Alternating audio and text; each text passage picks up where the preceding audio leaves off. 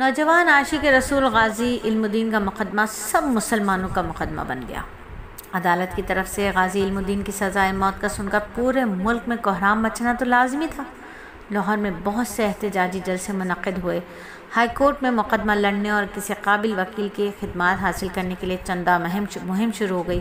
ایک خطیر رقم جمع ہو گئی۔ اس زمانے میں مسٹر تیج بہادر ایک بہت شہرت یافتہ وکیل تھے۔ بعض حضرات نے ان کا نام تجویز کیا۔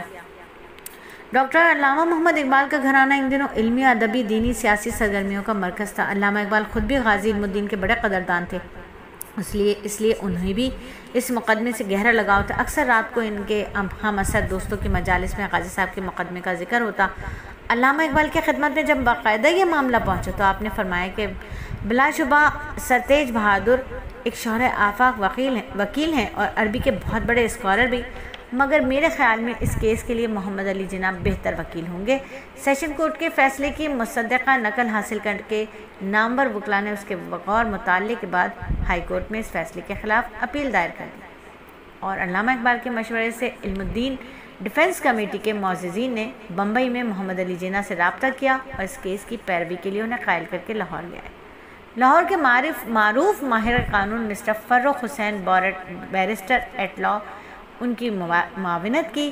مسٹر جے لال کپور مقتول راجپال کی جانب سے اور دیوان رام لال سرکار کی طرف سے پیش ہوئے۔ 15 جولائی 1929 کو اس مقدمے کی سماعت مسٹر براڈوے اور مسٹر جان اسٹون ہائی کورٹ پنجاب نے کی۔ اس موقع پر قائد اعظم نے بڑی فاضلانہ مدلل بحث کرتے ہوئے عدالت کو بہت سارے نکات پیش کیے، جن میں سے کچھ یہ تھے کہ اگر کردار ناتھ اور بھگت رام چشمدید گواہ ہیں تو دونوں نے مل کر مقتول کو بچانے اور قاتل کو پکڑنے کی کوشش کیوں نہ کی۔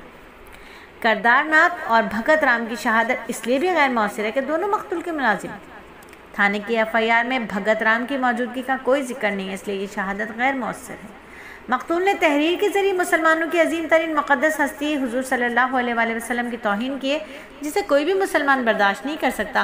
مقتول کا یہ فعل اشتعال انگیزی ہے، اس لیے ملزم کے خلاف دفعہ 302 قتل عمد کے بجائے زیر دفعہ 308 قتل بوجہ اشتعال کارروائی کی جانی چاہیے۔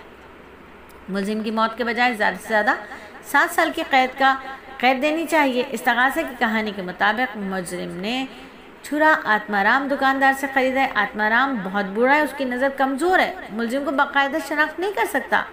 آتما رام گواہ کا بیان ہے کہ اس نے ایک نیا چھرا ملزم کے پاس بیچا، مگر پولیس نے جو چھرا برآمد کیا وہ پرانا ہے، اس کی نوک شکستہ ہے، اسے کسی انسان کا قتل ہونا مشکل ہے۔ نبی صلی اللہ علیہ وآلہ وسلم کی ذات پر رقیق حملے کرنا اور اس طرح مختلف مذاہب میں نفرت پھیلانا زیر دفعہ 153 الف جرم ہے۔ متنازعہ کتاب انتہائی گستاخانہ اور دل آزار ہے، اسے پڑھ کر کوئی بھی مسلمان اپنے نبی کی عزت و ناموس کا بدلہ لیے بغیر نہیں رہ سکتا۔ ان حالات جرم کو قتل عمد ہرگز شمار نہیں کیا جائے گا اور پھانسی کے بجائے زیادہ سے زیادہ 7 سال کی قید ملے گی۔ ملزم تقریباً 20 سال کا جوان ہے، اس لیے موت کی سزا انتہائی سنگین ہے۔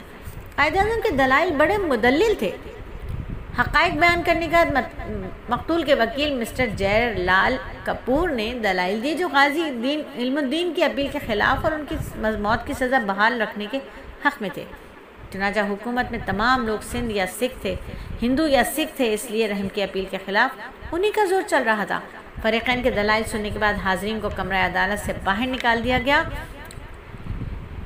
اور پھر اپیل نامنظور ہونے کے بارے میں بتایا گیا۔ قطعاً ملعون ہونے کے بجائے غازی صاحب کا چہرہ دمک رہا تھا، شاداں و فرحہ تھا، ان کا چہرہ چمک رہا تھا۔ بالے چراغ عشق دا میرا روشن کر دے سینہ، دل دیوے دی روشنائی جاوے وچ زمینہ۔ تو مسلمان انگریز سرکار تھی، ایسا رویہ دیکھتے ہوئے مسلمان بہت غمگین تھے، مگر فیصلے کے لیے برطانوی بادشاہ کی خاص مجلس مشاورت میں اس کے دروازے پر دستک دینے میں بھی ایک خاص مصلحت کار فرما تھی۔